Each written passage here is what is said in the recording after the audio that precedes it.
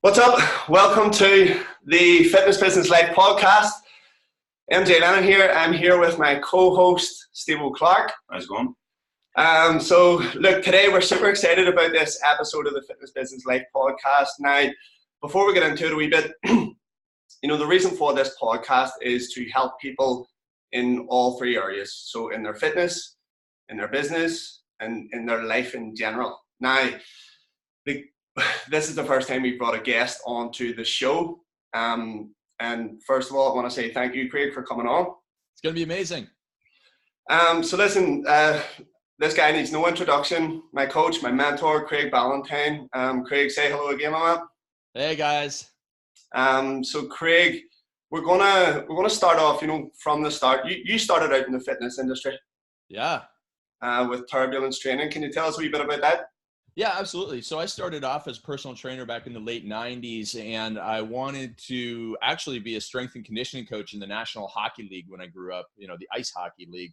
And so I went to college and got a master's degree in exercise physiology. And then along the way, something happened that was a huge break for me. And the huge break for me was that I was able to go and start writing for Men's Health Magazine. When I started writing for Men's Health Magazine, it gave me critical credibility. So everybody listening, like anytime you can get in a publication or on TV, you got to leverage that crazy, crazy hard. And I did that. And so all of a sudden it opened up a lot of doors for me, which as an introverted person was really helpful because I didn't know how to open conversations, didn't know how to make those connections without having that in place. And so I was able to do that. And that allowed me to then go on and get interviews with guys like Mike Boyle and huge names at the time, which helped me build my email list. And so it's been really, really great there, which allowed me to then go and start getting more into Men's Health Magazine. I started doing stuff for their online business and their website and started getting requests for programs. And I sold my first online program back in 2001, January 28th. It was a Word document with no pictures in it, which is a huge lesson for everybody. Just get started, okay? It doesn't have to be perfect. You don't have to have the fanciest equipment in your gym. You don't have to have this, that, or the other thing. Just start. And I took that lesson to heart. I always have. I'm a very impatient person, and it served me well in some cases. So then I started selling Turbulence Training. I decided after putting together all these custom programs that were taking me a long time, I thought, hey, how can I systemize this? And that's another lesson. How can you systemize everything in your business, from getting the leads to making the sales to serving the clients while giving them all a great result? And so I decided I'm going to put together this program of my best workouts, and it served hundreds of thousands, if not millions of people, even though it was not a personalized program. And I've impacted more people than those people who get so hung up on, every single little detail has to be like, this 3-second count has to be for this person and only a 2-second for another person. Listen, just get over it. All right. So let's get on with that and systemize it so that you can impact more people. Okay. The person who's 100 pounds overweight doesn't need a 3.5 second eccentric tempo. They need basics. And so you give them the basics. So I put that together for Turbulence Training. I learned some selling. I've always loved email copywriting, and I got into that heavily. I've sent over 7,000 emails in my life. And that was how I got started with the Turbulence Training, which I then ran for another 12 years. Awesome, dude. Craig, what was the biggest struggles in your days as a personal trainer or as an online coach as well? Well, trying to do both of them, right? The personal trainer world is often the split shift, like the waiter who works at lunch and then has to work dinner. Well, you got those dead hours in between, and you feel like you're always working, and it can kind of crush you down. Now, I didn't want to be a personal trainer for life, so I always was working on the online business as well. And if you try and find time to do a side project, you'll never achieve it, because you don't find time for what matters in life. You make time for what matters in life. It's the same as if you're doing a fitness competition or if you're training for competitive sports. You make time for the training. You don't say, I'm going to try and find time this afternoon to train. It's not how a champion does things. But that's how a lot of business, ambitious personal trainers, or even those studying to become a personal trainer, where it's like, I'll find time later on. Well, no, you're not. You won't have the energy, you won't have the focus, and you won't have the freaking time. So you got to make time in the morning for what matters. And that was huge, because as personal trainers, we often start early in the morning. But I got up 15 minutes earlier than I needed to. And I spent 15 minutes a day, 6 days a week. That's 72 hours in a year working on my number one priority in life. And that changed everything for me. It took 18 months to make the transition from personal trainer to online business owner, it won't take you 18 months to do whatever it is you want to do, whether it's, study for the personal trainer for certification, or whether it's start your own gym. It won't take you that long. It took me that long because I was the first person to try and figure this out. And I didn't have a coach or a mentor, which was a big mistake. And so when I got the coach or mentor, that was another huge shift for me, a huge leverage point, because now I get to draw on a guy who had 5 more years of experience doing everything that I wanted to do. And he had achieved what I wanted to achieve. So why would anybody go and try and figure that all out on their own when there's somebody there who's been there and done that? And so those were the things that helped me overcome the big obstacles in my way, which then gave me faster success. Awesome, dude. And so today you're a coach, not just to, people who own like fitness businesses. You're a coach to people right across all industries. How did that transition happen, and what sort of drove that transition? Well, the transition was that I always wanted to make it. I didn't want to be a personal trainer, so I drove that transition. I didn't want to be just a fitness person for my entire life, so that drove the transition. And then by becoming successful, you get a lot of people asking, well, how did you do it? Very much like anybody who's not a personal trainer yet but is fit, they're going to get questions all day long, which often drives them to becoming a personal trainer because they realize the impact they can make on people. Now, I was the successful online entrepreneur in 2006, and I got all these questions. How did you do it? So I decided to start. That was my way into coaching and my way out of fitness. So I started doing that all for the fitness world. Then it moved into general business owners. Then it moved into CEOs. Then it moved into millionaires. Then it moved into people that are running $20 to $100 million a year businesses. And the thing is, most of us all have the same problems, whether you have 10 million or whether you have 10,000. And so, listen, I can solve your problem at every single level. I've worked with somebody who has 3 kids, who has 4.1 kids, who has 2.7 dogs. I don't care what your excuse is. I can fix your problem. You were going to say what? Yeah. I was going to say, so all these people, it doesn't really matter how much money they're making and stuff. There seems to be like a commonality in the problems. Totally. I mean, they're all first world problems at the end of the day, right? They're all first world problems. Is that I don't have enough time for it. I feel like I'm not performing at my highest level. I had a call yesterday with a guy. He has a Google AdWords company down in Australia. He's on the verge of $10 million a year, $2 million profit. And he was like, I come in and I just get into my email and into meetings. Okay. I've heard that from every single person who's making not even making $1. It's the same problem. And, he has to deal with a lot more emails and a lot more higher level problems, but generally same problems. I have a guy who has a $20 million company selling degradable plastic products. And right now, he actually doesn't know how to do marketing. And so I'm helping him with basic marketing, like the hero's journey videos that I teach you, MJ, that you are implementing, that you're doing for me. He didn't have a clue about this stuff. He's like, this is brilliant. I'm going to be able to get in front of all these people and probably get to $30 million a year next year. I'm like, yeah, of course, because he was relying on a different model, and I was able to bring that stuff in. So whatever your problem, I can solve it. And that's just because I have 20 years of experience building businesses in multiple industries. And most importantly, I've talked individually one-on-one to over 3,000 entrepreneurs, whether they're moms, their dads, single, 80 years old, 16 years old, you name it, I've done it. And now when somebody brings me their problem, I'm like, oh yeah, here's what we did for this person. It'll work for you too. You've had that experience. Craig, we were sort of talking off camera here. So, you got a lot of coaching clients now, and you're known as the world's most disciplined man. What does the day look like for the world's most disciplined man? Because it's 3 p.m. What time is it? It's 3 p.m. here. It's about 10 a.m. your time. What is the world's most disciplined man? How does his day go? Yeah, it's a great question. And so it's very interesting that I was out west in Vancouver over the weekend. So I was 3 hours behind, right? Come back home. And recently I've been playing around with sleep stuff where I'm not setting an alarm. So I actually slept until 5:30 in the morning. But it doesn't matter that is later than the wake up time that I talk about in my book, which is 4 o'clock. Because I knew when I got up, I know exactly. I had 3.5 hours. That's why I didn't have to set an alarm. I had 3.5 hours before I was doing an interview before this. Very busy day of calls today. And I was like, okay, I still got total amount of time. I sat down. Like I said to everybody before, you spend a bit of time on your number one priority. I spent time. I knocked out a little bit of content for some very important interviews I'm doing of interviewing people, and some very important content for my coaching clients, some very important content for my team. Knocked all of that out.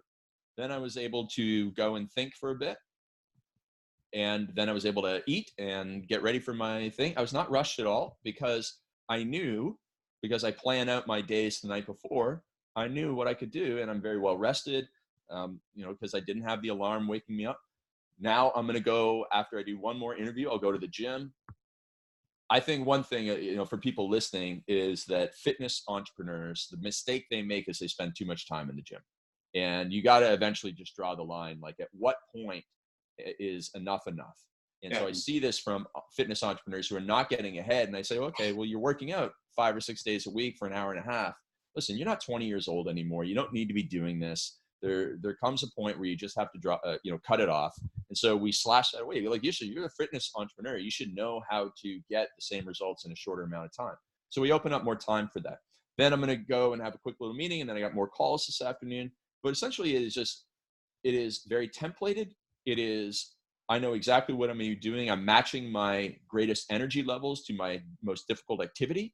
And that's what people need to do. So if you need to study for the personal trainer exam, or you need to put together important programs for your clients, don't do that the last thing of the day when you're tired, when you have no willpower, when your eyes are closing, when you want to check Netflix. Don't try and match that activity with the wrong state of mind. Now, there's going to be times when we have no choice, but plan that out when you plan your week on a Sunday morning, so that, I have my greatest focus. I get into flow at 11 o'clock in the morning. I'm going to plan 11 till 1 every single day, hardcore focus, and you're going to get 3 times more work done when you do things that way. Do you find that that's the best way to go about doing it? Planning your full week from Sunday or day to day? Absolutely. So you take a look at any sport that you want, whether it's American football, whether it's European football. Like, these people are not saying, hey, you guys just go out in the field and make it up as you go along. We get a free kick outside the 18-yard box. Anybody can take it. Just make it up. No, you don't do that at a professional level. In the NFL, they script out the first 20 plays of the game. You go to your favorite play in West London or on Broadway in New York City, they are not making the lines up as they go along. Mm-hmm. Yeah. And yet most entrepreneurs are like, hey, I'll just, I don't know what I'm going to do tomorrow morning. I'll just get up and do whatever I feel like. And I don't know what I got planned for Thursday. Like, if you don't know, you are shooting yourself in the foot, and you got to get yourself together. Yeah. Is that so? That was I think that was the main driver behind the books. Which, by the way, Craig, the Perfect Day Formula, Unstoppable, and now the Perfect Week Formula. That was to help entrepreneurs in general structure their week. Is that what the driving force was behind that? Yeah, the driving force was the questions that I got from people like you, MJ. You came to one of my events. I think you were either at the first or second day that I ever taught the Perfect Week Formula concept, which was in London, the summer of 2018. And I realized when I wrote the Perfect Day Formula, after, I just got so many questions. I got so many comments on Amazon about, oh, you didn't cover this and that sort of thing. And I was like, oh man, they are right. I wrote the wrong book here. I got to go back and improve on this. And so what I did was I taught it there for the first time, and then I iterated. I did 75 presentations, and then we wrote the book.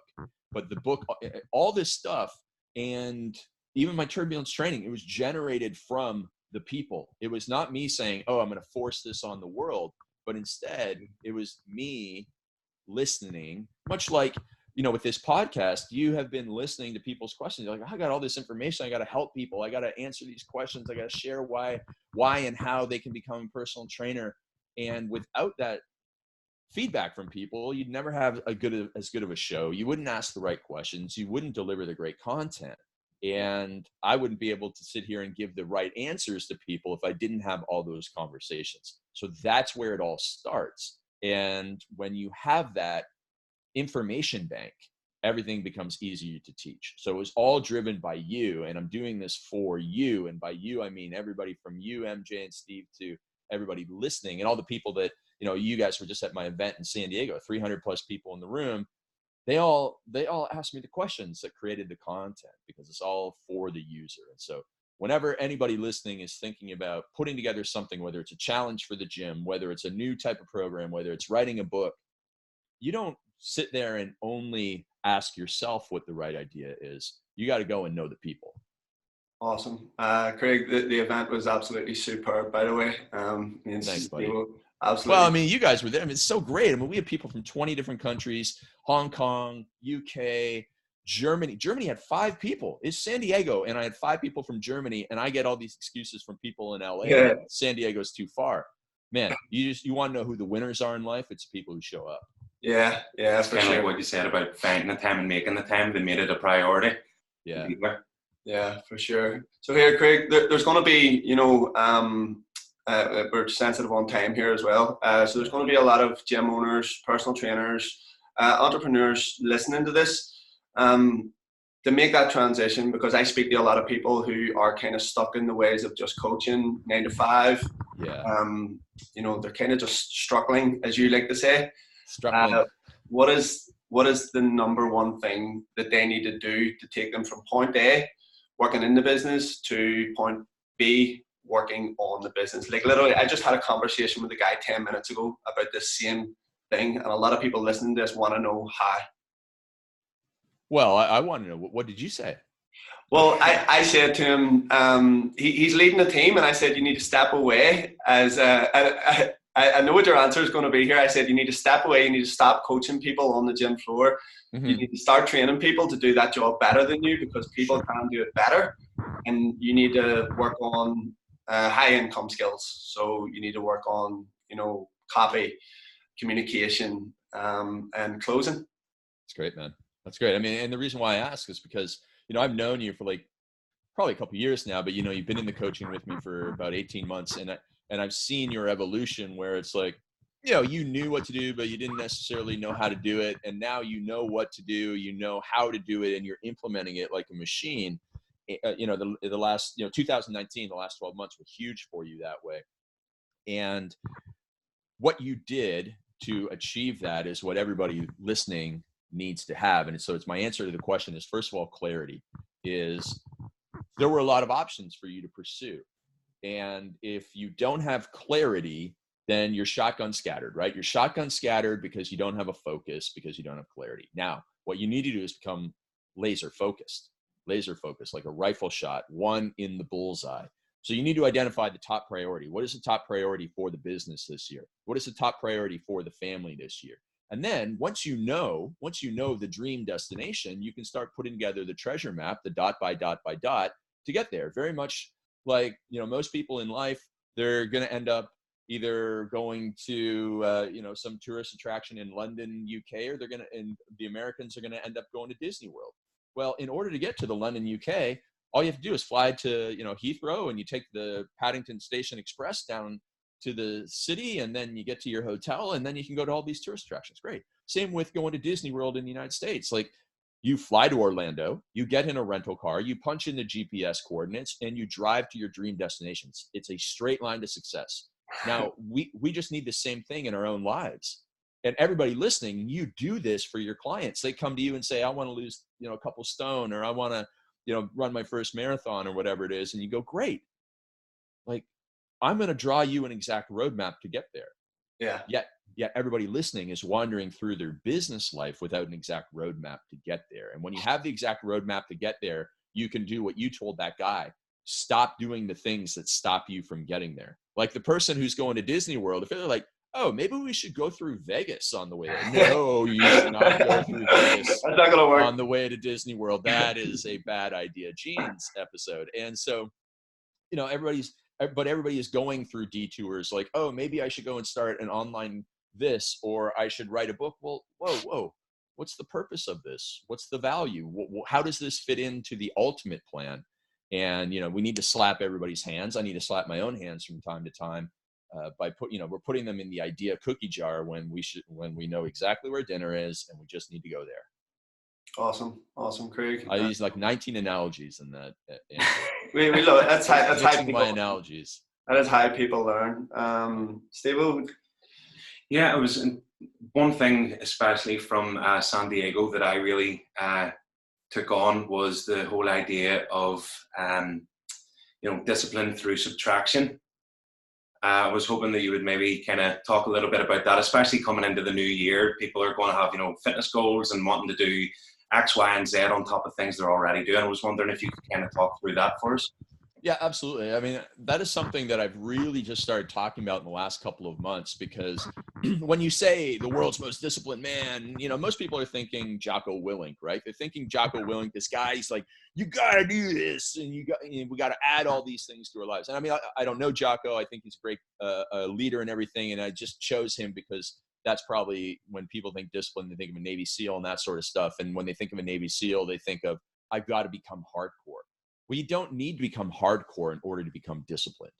Okay. You don't need to be like flagellating yourself at night with a whip or anything in order to be a disciplined person. What you need to do are remove temptations, because, I grew up the son of an alcoholic and who never was able to escape that. And if you think of an alcoholic who's trying to recover, oftentimes what happens is they can do the right things. They can force themselves to do the right things 6.5 days per week, say the serenity prayer, drink water, whatever. But then if they are put in temptation, if Johnny, the drinking buddy, says, let's meet down at the pub, and the guy goes and does it, well, now he's in temptation and it's going to destroy all the good. So if you think to your own work life, right? Like if you are studying for the personal trainer exam, or if you need to write programs, or if you need to put together a challenge for the gym, and you sit down at your desk, and if anybody's sitting at their desk right now, I mean, just take your arms out to your side and rotate all the way around in a 360 and go, okay, there's my iPhone. There's the book that I haven't read during my reading time, but it seems very tempting right now. There's, the Netflix on my iPad. There's all these things within arm's reach, and yet I'm trying to do difficult work. And if you think you're going to get difficult work done when you have time bombs in front of you, it's not going to happen. It's very much like our clients. We're going to say to them, okay, great, Mrs. Jones, you eat too many M&Ms and crisps. All right, Mrs. Jones, let's go into your pantry. And then you go in the pantry and there's like entire, like one thing in the pantry dedicated just to like 19 different types of crisps. Well, there's no way she's going to beat that, because the temptation is right there. There's got to be out of the house. And we've all said that to other people, but we don't make the same changes to our own place. So it's discipline through subtraction will get you so much further ahead than trying to become an iron-willed disciplined person where you rely on willpower. Willpower doesn't work. And willpower is a depletable resource like muscle energy. And so if you try and come home at night at 8 o'clock and study for your exam or do whatever, it's not going to happen. It's not going to happen. Craig, thank you so much for coming on today. It's been absolutely amazing. I have one question. Like, you're nearly, what did you do? How have you managed to avoid coffee for this long? Well, it's a good question. And so I did just start drinking coffee at 44, now that I'm old enough. So, on the funny side, I look at myself as a man-child, right? Like I wear jeans that look like it's a skateboard kid, and my pants are falling down, and I get in a lot of trouble for this. But, I look at myself as 17 every day. And you've been to my workshops, MJ, where I say my health goal is to feel like I'm 17 every day. And I live a life that is very similar to the way that I lived when I was younger. Now, I've always had this perspective that people who drink coffee are older people, mature people. And I never really looked at myself as a mature person. So that was one side. Now, on the another side, I had anxiety when I was younger. And everybody knows if you have too much coffee, too much caffeine of any kind, you get anxious and jittery. A lot of people do. Not everybody, but a lot of people do. And so for many years, I was caffeine free. And then even if I had like a green tea from Starbucks, I'd be like, whoa, whoa, whoa. And then, but then you can build up a tolerance to it. So in several years ago, I started drinking a little bit more green tea regularly. And then I started, I like a good Monster Energy drink. I'm not going to lie to you. So I'll drink some of those and like, let's be honest, and even pre-workouts, but I get like these crazy ideas and like super creative when I drink caffeine. I'm like, and then like an hour later after I calm down, I'm like, whoa, I'm glad I did not post anything What public. was that? I remember one time I was Coffee? thinking, like, I'm going to lip sync. Oh, no, I'm going to sing "Kickstart My Heart" by Motley Crue and make up fitness lyrics and put it on YouTube. I'm like, what kind of crap is this? that it's like after I had like Eno explode for the first time, like that pre-workout, and I was like, I don't know if this is good. So anyway, so there's the anxiety and the whole concept that coffee is for older people. And then when I was 35 years old, I was going to have a coffee, but on my birthday. So it's like, hey, on my birthday, 35 years old, that's a pretty good age. And I forgot. And it was like, oh, now it's a day after. I'm going to have to wait till I'm 40 now. And then I waited until I was 40. And it's not like I really wanted to. And it's not like I dislike the taste of coffee, because my favorite alcoholic drink or, cocktail is a Black Russian, which is Kahlua, which is a coffee liqueur. So I'm not anti-coffee. I don't like tiramisu or anything, but I'm not anti the flavor. So on my 40th birthday, I was like, you know what? I don't like the coffee options available. I feel like they should be better for the first time. And then just on the weekend, I'm 44 now, and it was just a special occasion. So I had a coffee. I had an Americano, which I wasn't really blown away by. I found it kind of watery. And then the last 2 days I've had an espresso. So this is all brand new to me. And that's my story, and I'm sticking to it. Awesome. Absolutely awesome, man. Craig, thank you so much for your time today. No problem, guys. No problem. And so everybody listening, follow this guy, listen to what he says. He's a student of mine, and he's one of my best students. He's done so many great things, and he's going to help you do great things too. Awesome, man. Thank you very much. Take care, Craig. Thanks, guys. Bye. Bye.